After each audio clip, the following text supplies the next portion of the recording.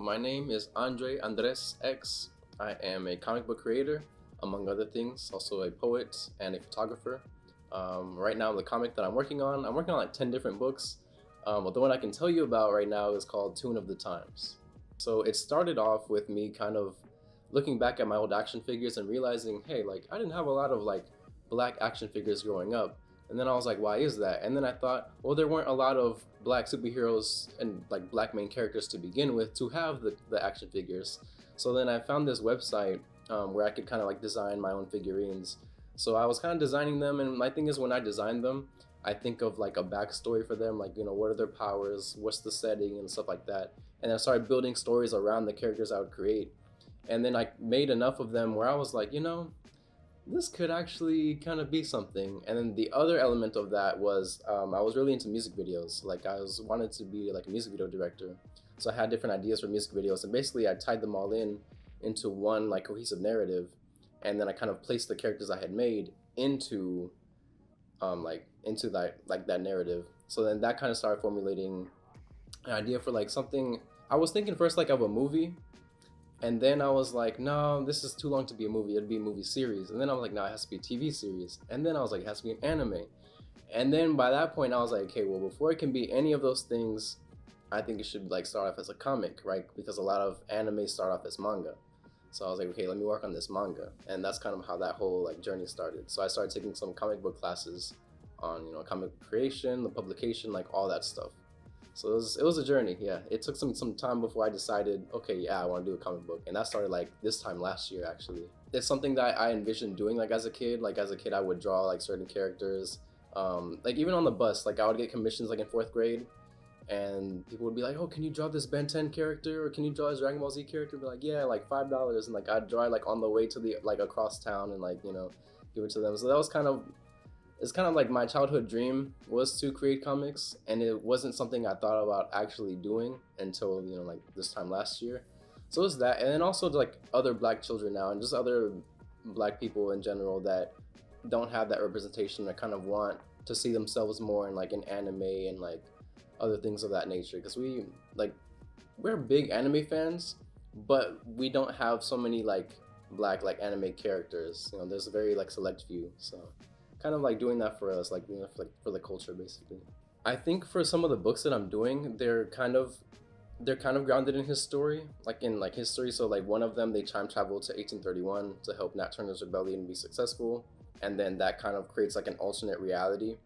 So that's one of the ones that touches more like on history, and there are some other ones that are a little bit more fantastical, like they go into space and things like that. But I think overall, it's kind of like I want the community to see themselves in the characters, and then also to have the impact of like we're learning about some things that happened, but we're also inspired not only by these characters, but also kind of seeing like there are certain things that they can do that we can do as well.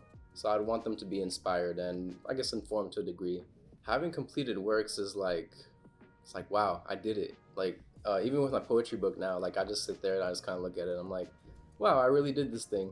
So I think for me, it's like whenever imposter syndrome like hits, because it hits often, I can kind of look at that work and be like, okay, I actually did the thing, so I can claim to be this. The sense of accomplishment I feel is kind of like I almost want to say like graduating from something, because it's like you had this idea and you got it out of your head and you made it into something physical. So that's like not even counting like the people that know about it or the money you make from it or anything. Like that's like the biggest sense I think is just knowing that I could get the idea that was in here and I made something happen.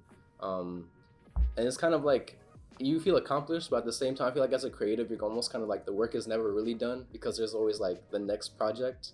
But there is that sense of accomplishment, for like that one that you did. So growing up, I had wanted to, kind of draw more and do like little comics. I had started like, this little one when I was younger. I was very discouraged by the elders in my life. I was like, you'll never make money off of that, and blah blah blah. So long story short, after like before I finished college, like I started working at a law firm, and that 9 to 5 stuff is just not like I tried it. It was not for me. When COVID hit, it was the same year that I graduated and I got laid off from that job, and I was low key thankful. It was like, so I was like, oh, okay, like now I'm free. So I didn't have to wear like business casual clothes like every day. Like I was chilling. So I was like, okay, there's a pandemic, everything's closed. And that was like when we were like on lockdown. So I'm like, okay, what are we gonna do now? So it's kind of like I feel like the whole world had plans on, you know, running on a clock, and then that kind of clock just like stopped. So I was like, okay, like now is the time to be brave and like do what you want to do. Like you're graduated, you're not working right now. Anything you've thought about doing, like try to do it and just see if you can do it. So I started dabbling in photography. I started dabbling in like poetry. Started writing down more music video ideas, which like led to, you know, like the comic idea and stuff like that. So I kept writing about it more, and then now it's turned to like a full-fledged like thing. Some of the roadblocks have been kind of like being like alone in the process, because you don't have anyone to bounce ideas off of, so it's kind of just bouncing them off of yourself basically, and then trying to find publishers and like all that kind of stuff. So like last year I was working on one. I was trying to get published. So like the thing for them was to submit, you had to do like 5 to 6 pages. So there's also the thing like monetarily, is like, you know, like a lot of those things like cost money, like finding an artist, getting the pages done. So luckily I found one with decent rates, got the pages done, but I didn't get published. So I waited like 2 months to hear back, didn't hear back from them. So I was a little disappointed, but at the same time, that same month I ended up finding like a new group of friends, and we ended up kind of creating a team to create a comic together. So it ended up being better, because now like that roadblock of like, okay, like I am like working on this alone turned into, okay, now I have a team and it's like way more doable. So now we all kind of bounce ideas off of each other, and it's like, it feels more fluid and more natural. And it's ultimately what I wanted anyway. I wanted to have a team where we can work together and do all this. Like, I didn't want to have to like create everything by myself, you know, because ideally, since this is for the community, I would like to have a community working together on this, so that we could, you know, provide different aspects and different sides of the community. So yeah, some advice is, one, that imposter syndrome is gonna hit, but I need you to just ignore that voice in your head. Know that if you have an idea, go out and do it. Find any way possible you can do it. I remember this TED talk that Steve Lacy gave like years ago. He called it the bare maximum, and he kind of showed how his first EP, he did like the whole thing on his phone on GarageBand. That's what inspired me to do photography, for example.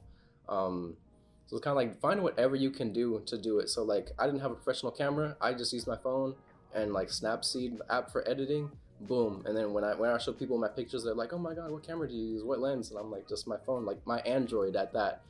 For my poetry book, my computer had stopped working. My tablet stopped working. I wrote the manuscript on my phone.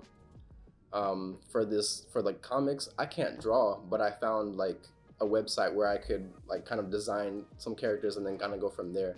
So it's like, literally find any way that you can to get the idea out of your head, whether it's writing it down or shooting like a photo concept of a music video, or like whatever it is. Like, don't give up on your dream, because you have that dream, you have that idea for a reason.